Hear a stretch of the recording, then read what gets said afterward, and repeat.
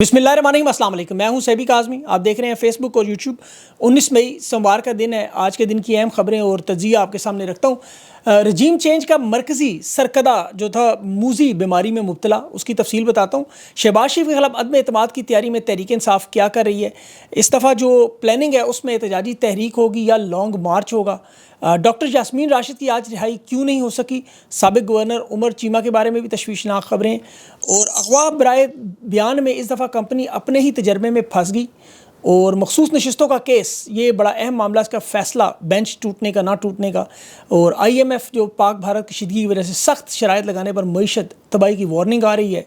और भारत की पाकिस्तान में पहलगाम वाक़े की एक अहम शख्सियत को सिंध में टारगेट किया गया है। वज़ीरिस्तान में ड्रोन हमले में मासूम बच्चों की शहादतों का भी इतलात हैं।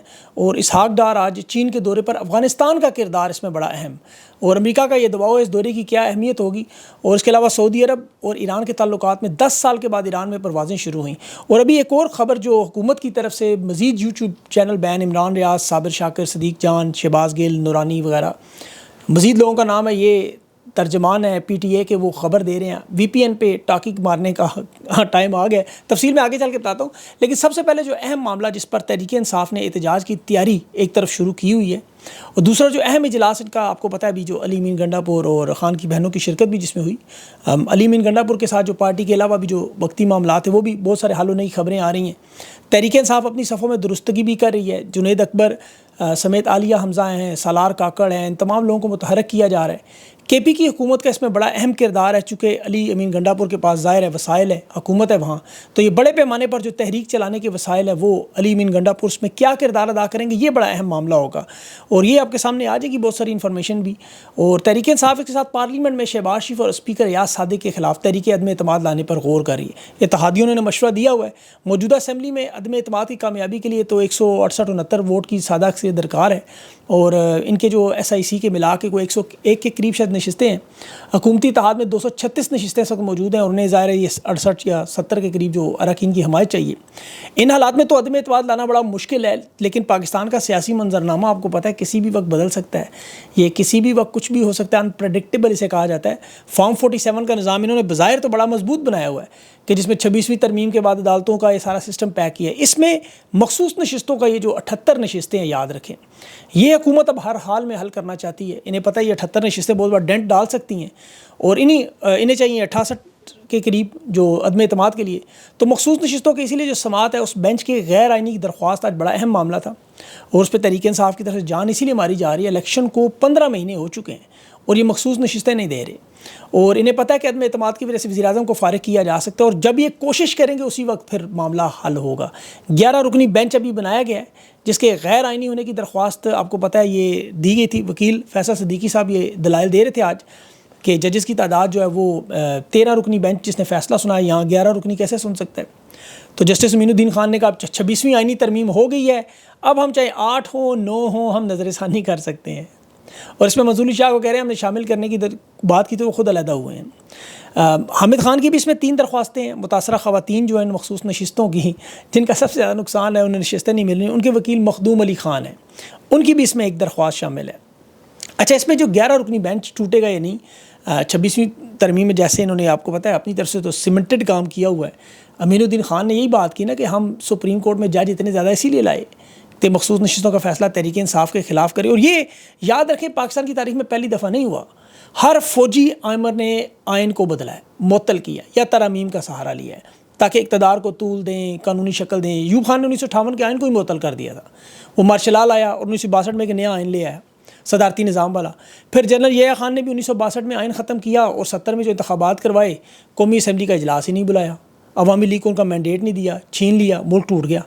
ज़िया-उल हक़ ने 8वीं तरमीम की, बदनामे ज़माना 58B2 बहुत सारे लोगों को याद होगी। कौमी असम्बली तोड़ने के सदर के पास इख्तियारात थे कि वज़ीर-ए-आज़म को जब चाहे बरतरफ करे। परवेज़ मुशर्रफ ने 7वीं तरमीम में तौसीक लेके एक दफ़ा फिर 58B2 को बहाल करवा दिया, सदर को असम्बली तोड़ने का इख्तियार दिया, और PCO के तहत जजेस माज़ूल किए, दोबारा हलफ उठवाया, इमरजेंसी प्लस लगवाई, अदलिया कंट्रोल, मीडिया पाबंदी। ये सारे गैर आइनी अंदाज़ में इक़्तिदार को तूल देने की एक बड़ी लंबी दास्तान है। ये जो आपको नज़र आ रहा है ना सुप्रीम कोर्ट में, हाई कोर्ट्स में, सेशन में, डिस्ट्रिक्ट में, ये सब मैनेज 26वीं तरमीम की। इसीलिए इस वक्त हम लोग शोर मचाते, अदालतें पैक हो जाएंगी। حکومتی نمائندے بن جائیں گے جج. عدالتوں کو جو کھلواڑ آپ کو روزانہ نظر آتا ہے, یہ دیکھیں 26ویں ترمیم نہ ہوتی تو یہ یا افریدی جسٹس نہ ہوتا, یہ امین الدین نہ ہوتا, تینوں سروسز کی مدت ملازمت جو شامل کی گئی. اسلام آباد ہائی کورٹ میں سینیورٹی کے جو مسائل شروع کیے, 15ویں نمبر کے جج کو اٹھا کے لایا گیا تاکہ عمران خان کے کیسز نہ چل سکیں. اسی لیے عمران خان اپنی ہر ٹویٹ میں 26ویں ترمیم کا ذکر کرتے ہیں. علیمہ خان بار بار بات کرتی ہیں, انہیں پتہ ہے کہ بنیادی مسئلہ انصاف کی راہ میں رکاوٹ یہی 26ویں ترمیم ہے اس وقت, اور احتجاج کی بنیاد بھی تحریک انصاف کی یہی ہوگی. اسی پہ موبلائز عوام کو کیا جائے کہ یہ عدالتیں اور سسٹم اگر آزاد ہو تو سارے معاملات خود بخود ٹھیک ہو جاتے ہیں. اس میں دیکھیں انسداد دہشت گردی میں آج اعظم سواتی کوٹ لکھپت میں تحریک انصاف کے رہنماؤں سے ملنے جا رہے, نہیں ملنے دیتے. اب جج اگر آزاد ہو تو کیا فرق پڑتا ہے؟ میں آپ کو ایک چھوٹا سا آج کا واقعہ سنا دوں. یہ جو اسلام آباد ہائی کورٹ میں ہوا, یہ اسلام آباد پولیس کے اسسٹنٹ سب انسپکٹر ظہور احمد, اس پہ ایک الزام لگا تھا کہ اس نے غداری کی, سائفر ایکٹ آفیشیل ایکٹ لگا کے, اور یہ نون لیگ کی وہ بنائی ہوئی عدالتیں آپ کو یاد ہوں گی جو خاص طور پر شاہ محمود قریشی اور عمران خان کے لیے بنائی گئی تھیں. ابو الاسناد ذوالقرنین, آپ کو جج یاد ہوگا.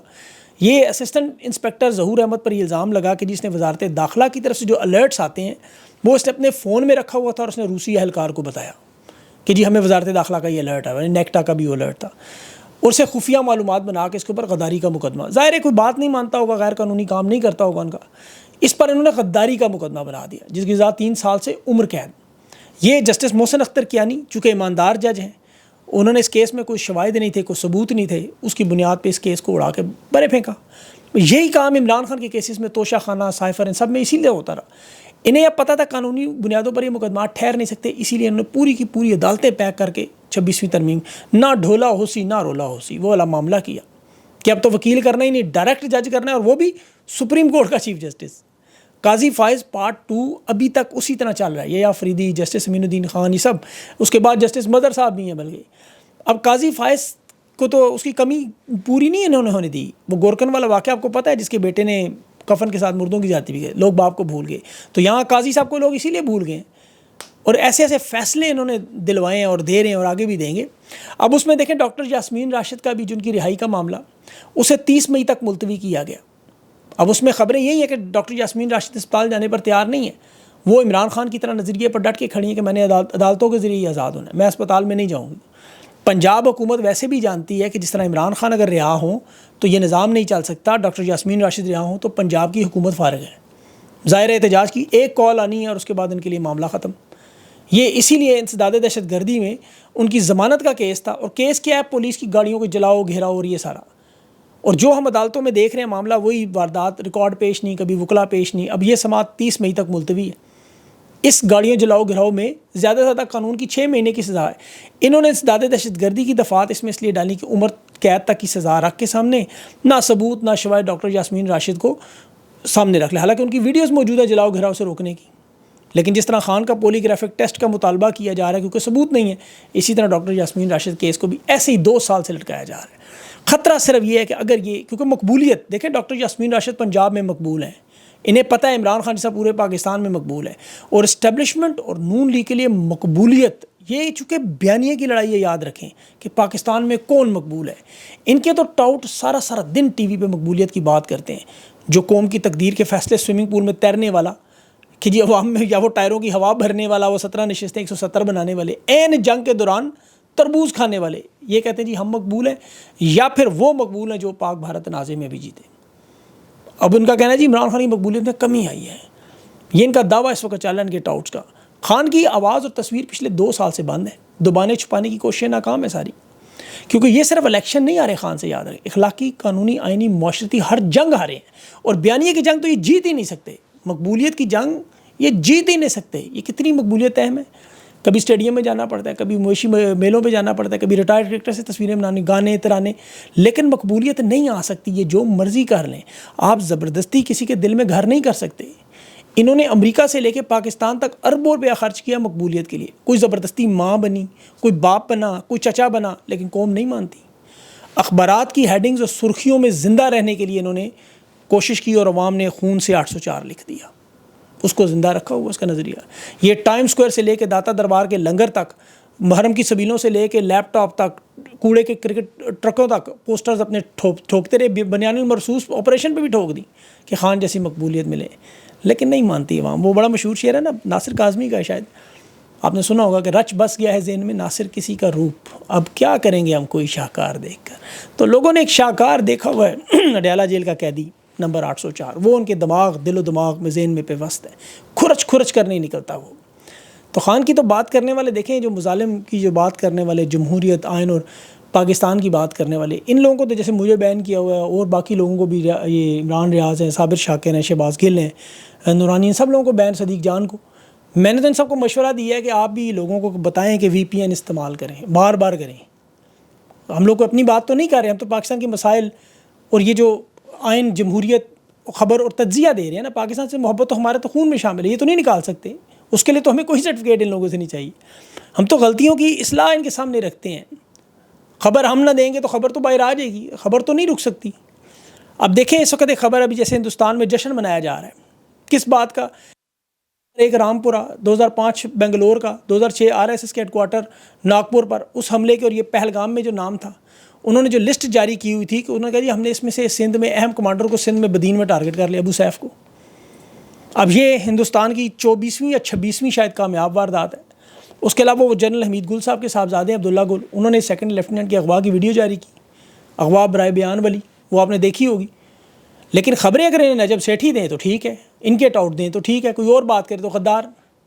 وجہ قانون نہیں ہے، اصلاح کی بنیاد پر خبر. دیکھیں بھارت اپنی پراکسیز کے ذریعے اپنے اہداف حاصل کر رہا ہے. خواجہ آصف آج خود یہ بات تسلیم کر رہا ہے کہ بھارت کی مدد اسرائیل اور افغانستان کر رہے ہیں. کون سا افغانستان جس کی پالیسی پاکستان میں جب عمران خان کی حکومت تھی تو کیا حالات تھے؟ کوئی خطرہ نہیں تھا افغانستان سے. ان لوگوں کی 2 نمبریوں کی وجہ سے آج افغانستان ایک بہت بڑی پارٹی کے خلاف بن چکا ہے، جیسے یہ مانتے نہیں. اب چین اور افغانستان میں جا کے وہاں بیجنگ میں جو مذاکرات ہیں، اسحاق ڈار وہ یہی کہہ رہے ہیں. پہلگام واقعے میں دیکھیں بھارت نے جو الزامات لگائے افغانستان کے ساتھ کھڑا ہوگا، کیونکہ وہاں 100 کروڑ تو افغان باشندوں کو یہ جو نکالنے کی کوشش ہے اس میں فنڈ دیا جا رہا ہے، 100 کروڑ. اب ظاہر ہے چین سے پیسے لے کے ان کو دلوانے کی کوشش کریں گے، لیکن بجائے افغانستان کو اپنے ساتھ جوڑنے کے انہوں نے زبردستی بھارت کے کیمپ میں بھجوا دیا. فضائی بمباری، جعفر ایکسپریس میں ان پہ نام، خواجہ آصف رانا ثناء اللہ جا کے بیان دیتے رہے. اب وہ بھارت دیکھیں بلا شبہ سیز فائر کی پابندی تو کرے گا کیونکہ ٹرمپ کا حکم ہے، انکل ٹرمپ کا حکم ہے، لیکن باقی خارجہ پالیسی، معاشی پالیسی، پانی، ان کی جاریت برقرار ہے. یہاں محمد ڈیم پر اب کام شروع ہوا ہے کیونکہ مودی نے ادھر جہلم اور سندھ پر نئے جو چناب پر نئے منصوبے مکمل کرنے کا کہا ہے، تو وہ تو بنا لڑے نقصان پہنچانا چاہتے ہیں. تو یہاں چونکہ حکومت میں نائل اور مسخرے بیٹھے، ایک سرکس لگی ہوئی ہے. جنگ میں تربوز کھا کے کانفیڈنس عباسی صاحب بتا رہے ہیں.